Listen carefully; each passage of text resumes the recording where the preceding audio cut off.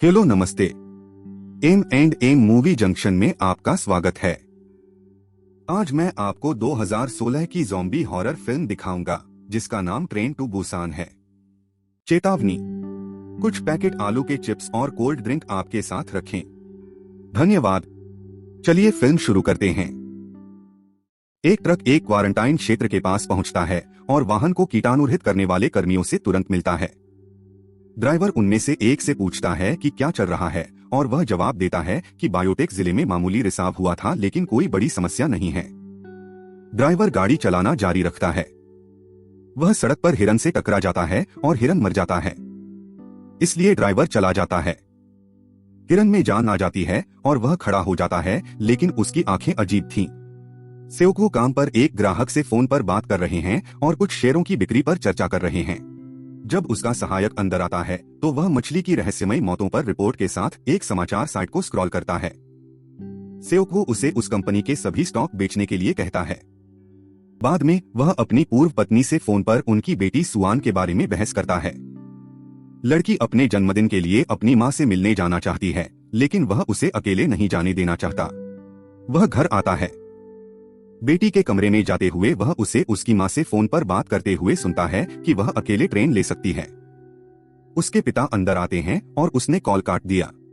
सोकू सुआन के बगल में बैठता है और उसे एक सप्ताह तक इंतजार करने के लिए कहता है ताकि वह उसे बुसान ले जा सके। वह उसे जन्मदिन का उपहार देता है। वह इसे खोलती है, लेकिन पिताजी ने उसे पहले भी यही उपहार दिया था। वह बेटी से पूछता है कि वह और क्या चाहती है और बेटी उससे कहती है कि वह अपनी माँ को देखने जाना चाहती है। सेवकू और उसकी माँ लड़की के बारे में बात करते हैं। वह उसे बुसान जाने पर अपनी पत्नी के साथ दिल की बात करने के लिए कहती है। सेवकू उसे बताता है कि यह काम पर उसके लिए एक महत्वपूर्ण अवधि है, लेकिन उसकी माँ का कहना है कि यह सुआन के जीवन में भी एक महत्वपूर्ण अवधि है। फिर उसे एक कैमरा छोड़ देता है जिसमें उसकी बेटी के गायन की रिकॉर्डिंग होती है। सेकू वीडियो देखता है और पता चलता है कि उसकी बेटी को कितना दर्द हो रहा है, इसलिए वह उसे बुसान ले जाने का फैसला करता है।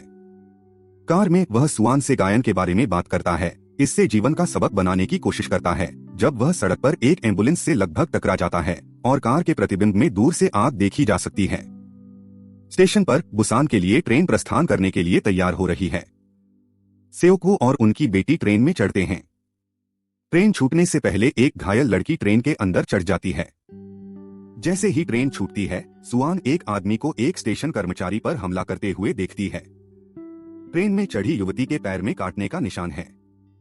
योनसुक परिचारक में से एक को बताता है कि एक अजीब आदमी ट्रेन के बाथरूम में है। सुआन उत्सुक है और देखने जाती है कि क्या हो रहा है। आदमी कहता रहता है कि हर कोई मर चुका है, लेकिन परिचारक यह नहीं समझता है और उसे बाथरूम से बाहर निकलने के लिए मनाने की कोशिश करता है। कटी हुई लड़की ट्रेन से गुजरती है और बेहोश हो जाती है। सुआन बाथरूम जाना चाहता है, लेकिन सांगहवा से मिलता है, जो अपनी पत्नी के लिए दरवाजे की रखवाली कर रहा है और उसे दूसरी कार में जाने के लिए कहता है। महिला परिचारक ने काटे हुए लड़की को देखा और तुरंत सहायता मांगी। सोकू अपने फोन से जाग जाता है जब वह नोटिस करता है कि सुआन गायब है। उनका सहायक उन्हें बताता है कि देश भर में कुछ हो रहा है। वह कॉल काट देता है और अपनी बेटी की तलाश में जाता है। परिचारक अपने प्रमुख को बुलाता रहता है और काटी हुई लड़की पूरी तरह से ज़ोंबी में बदल जाती है। सुआन शौचालय में प्रवेश करती है। ज़ोंबी लड़की परिचारक को काट रही है। बेसबॉल टीम पर अगला हमला होता है और परिचारक भी ज़ोंबी में बदल जाता है। मुख्य परिचारक यात्रियों को अगली कार से चलने के लिए कहता है। इस बीच सेकू अपनी बेटी की तज़ोंबी करता है, लेकिन इससे पहले कि वह उसे ढूंढ पाता, वह नोटिस करता है कि दूसरी कार में कुछ चल रहा है। सुआन भी चीख सुनती है। पिता ज़ोंबी परिचारक द्वारा हमला किए गए प्रमुख को देखता है और प्रमुख जल्दी से ज़ोंबी बन जाता है।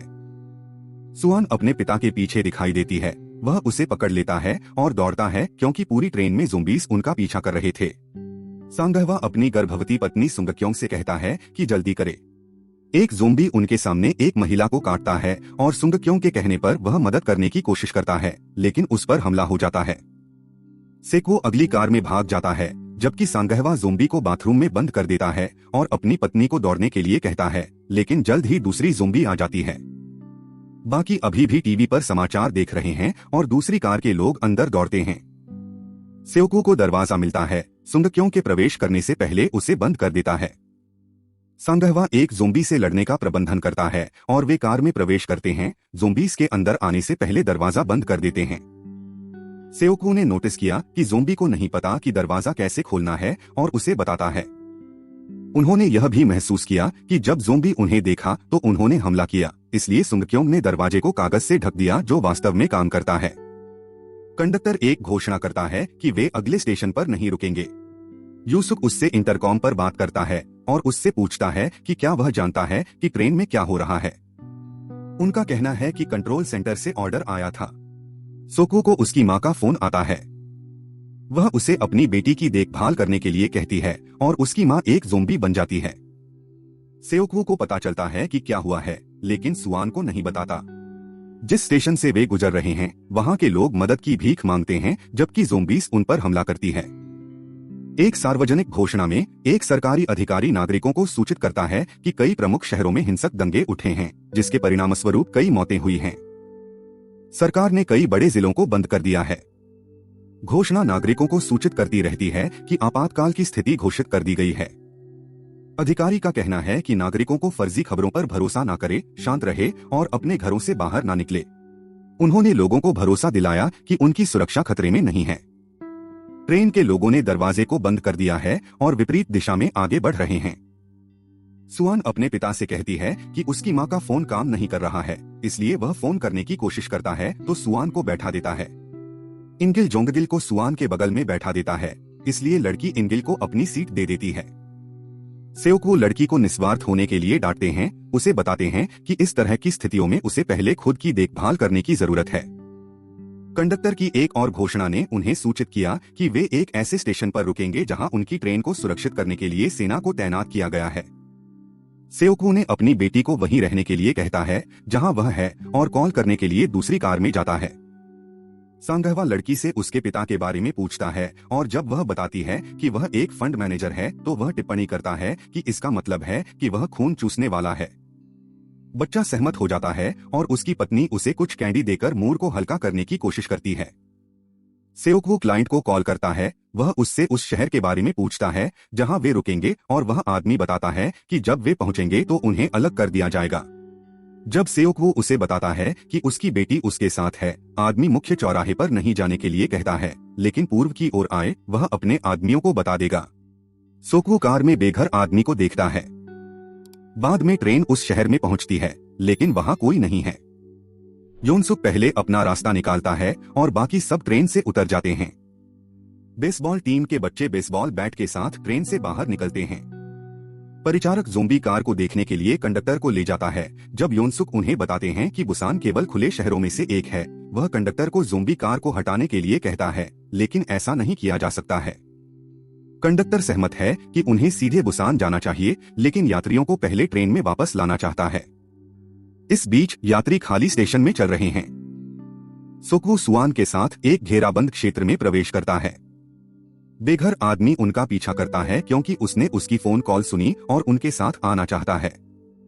सुआन दूसरों को बताना चाहती है, लेकिन उसके पिता उसे ऐसा नहीं करने देते। जैसे ही बाकी यात्री एस्केलेटर से नीचे जाते हैं, सांगहवा को स्टेशन के बारे में कुछ अजीब लगता है। साथ ही दालान के अंत में एक आदमी दिखाई देता है, इसलिए बेघर आदमी उसकी ओर दौड़ता है। सोकू सुआन को वहीं रहने के लिए कहता है और उसके पीछे जाता है। जब यात्री एस्केलेटर के नीचे पहुंचते हैं तो पता चलता है कि सेना पूरी तरह से ज़ोंबी में बदल गई है। भीड़ यात्रियों पर हमला करती है। सांगहवा अपनी पत्नी को सीढ़ियों पर ले जाता है ताकि वे बच सकें। सेओकू को अपने मुवक्किल का फोन आता है कि वह अपने आदमियों से संपर्क नहीं कर सकता। जब दालान में एक ज़ोंबी अधिकारी के पीछे दिखाई देती है और उस पर हमला करती है। बेघर आदमी यह देख के फिसलकर गिर जाता है। सोकू वापस सुआन के पास जाता है, जिस पर लगभग हमला हो जाता है, लेकिन सांगहवा उसे बचाता है। सुंगक्योंग और सुआन एक साथ भाग जाते हैं। बेसबॉल टीम दरवाजे पर उनका इंतजार करती है और एक बार जब वे अंदर आ जाते हैं तो वे उसे बंद कर देते हैं। सेओकू अपने ऊपर से एक ज़ोंबी से लड़ने की कोशिश करता है। बेघर आदमी उसकी मदद करता है और दरवाजे की ओर भागता है। सांगहवा उसे देखता है और दरवाजा खोलता है, फिर सेकू के लिए दरवाजा खुला रखता है। वे सभी एक साथ दरवाजे को धक्का देते हैं, इसे बंद करने की कोशिश करते हैं। सुंगक्योंग देखती है कि कुछ यात्रियों को रेलवे प्लेटफॉर्म पर ज़ॉम्बी अटैक कर रहे थे। वे सीढ़ियों से नीचे भागते हैं और यात्री दूसरी तरफ से ट्रेन में प्रवेश करते हैं। अचानक स्टेशन की भीड़ खिड़कियों से टूटकर जोंगगिल पर एक ज़ॉम्बी गिरती है, लेकिन सौभाग्य से यह इतना टूटा हुआ है कि उस तक नहीं पहुंच सकता। सेक्वू और सुआन इन गिल को ले जाते हैं, जबकि ज़ॉम्बी उनका पीछा करता है। जोंगगिल को अटेंडेंट और चीयर लीडर बचाते हैं। वे समय से पहले ही ट्रेन में चढ़ जाते हैं। इंगिल, सुंगक्योंग और सुआन दूसरी कार में बैठ जाती है और बेघर आदमी को अंदर आने देती है। ज़ॉम्बी ट्रेन को घेर लेती है, इसलिए योनसुक अटेंडेंट से कहता है कि अगर उन्हें जीवित रहना है तो उन्हें जाना होगा। चीयर लीडर का कहना है कि वे नहीं जा सकते क्योंकि उसके दोस्त अभी भी बाहर हैं, लेकिन अटेंडेंट कंडक्टर को जाने के लिए कहती है। इस बीच सांगहवा दरवाजा बंद कर देता है। जब वे भाग रहे होते हैं तो अचानक भीड़ दरवाजा तोड़ देता है। वे देखते हैं कि ट्रेन चल रही है और जल्दी करते हैं, लेकिन जब वे नीचे पहुंचते हैं तो बेसबॉल के 2 खिलाड़ियों पर हमला हो जाता है। आखिरी वाला और सोक्वू कुछ ही समय में ट्रेन पकड़ लेता है। सांगहवा पिछड़ जाता है और सेक्वू अपना हाथ उसकी ओर बढ़ाता है। वह अंततः ट्रेन के अंदर पहुंच जाता है। सांगहवा और अन्य लोग 2 ज़ॉम्बी कारों के बीच फंस गए हैं। वह एक खुला शौचालय देखती है और दूसरों को अंदर जाने के लिए कहता है, और जब सनक्युंग अंदर कदम रखता है तो एक ज़ॉम्बी उस पर हमला करता है। दूसरी ज़ॉम्बी पीछा करती है तो वे मुश्किल से दरवाजा पकड़ते हैं। कंडक्टर एक घोषणा करता है कि वे सीधे बुसान की ओर जा रहे हैं। चीयर लीडर को आखिरी बेसबॉल खिलाड़ी का फोन आता है। सेक्वू अपनी बेटी तक पहुंचने की कोशिश कर रहा है, जब अचानक वह संगहवा को अपने फोन पर बात करते हुए सुनता है। वह उसे बताती है कि वे कार 13 में एक शौचालय में फंस गए हैं।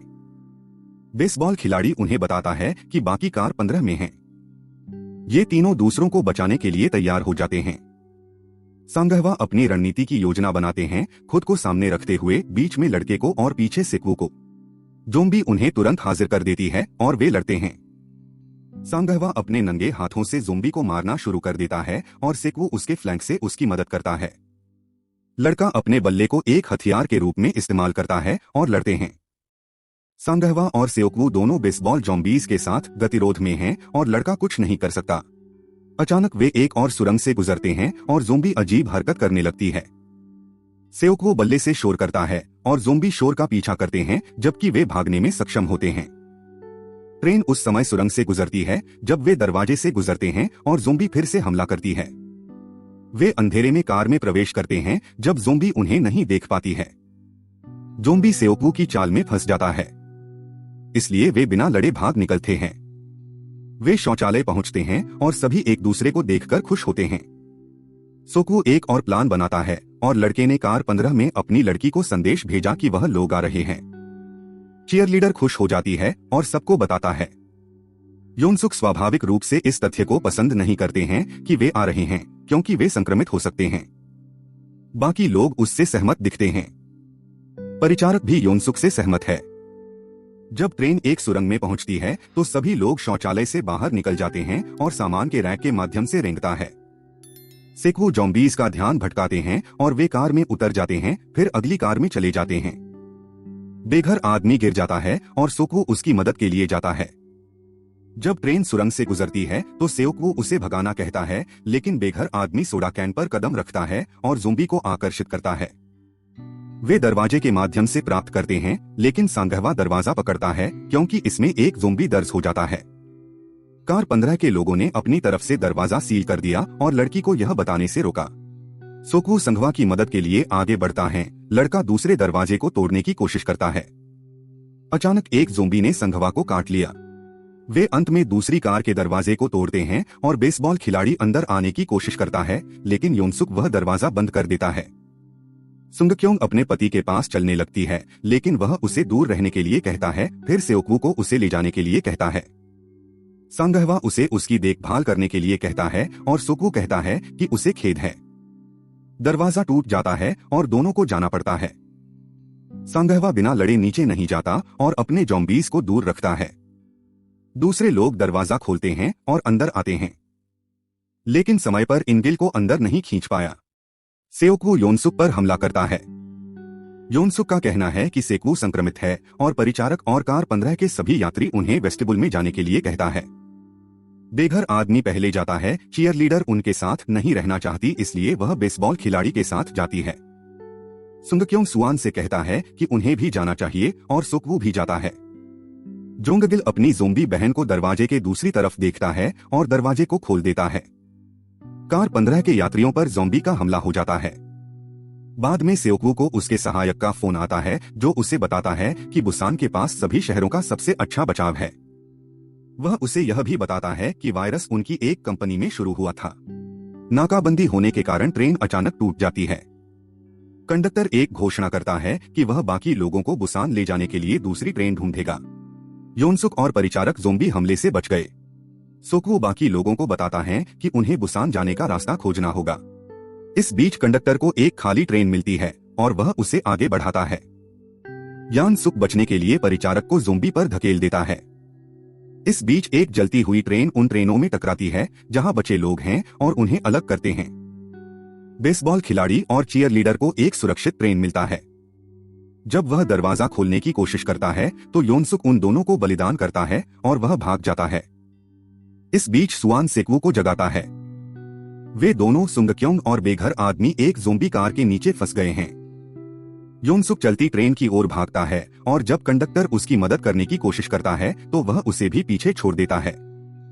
सेक्वू को रास्ता मिल जाता है। जैसे ही वह दूसरों को बाहर निकालने के लिए मुड़ता है, ज़ोंबी ट्रेन की कार की खिड़कियों से टूट जाती है और बेघर आदमी लड़कियों की रक्षा करता है। वे दोनों उस आदमी को पीछे छोड़कर बाहर निकल जाते हैं।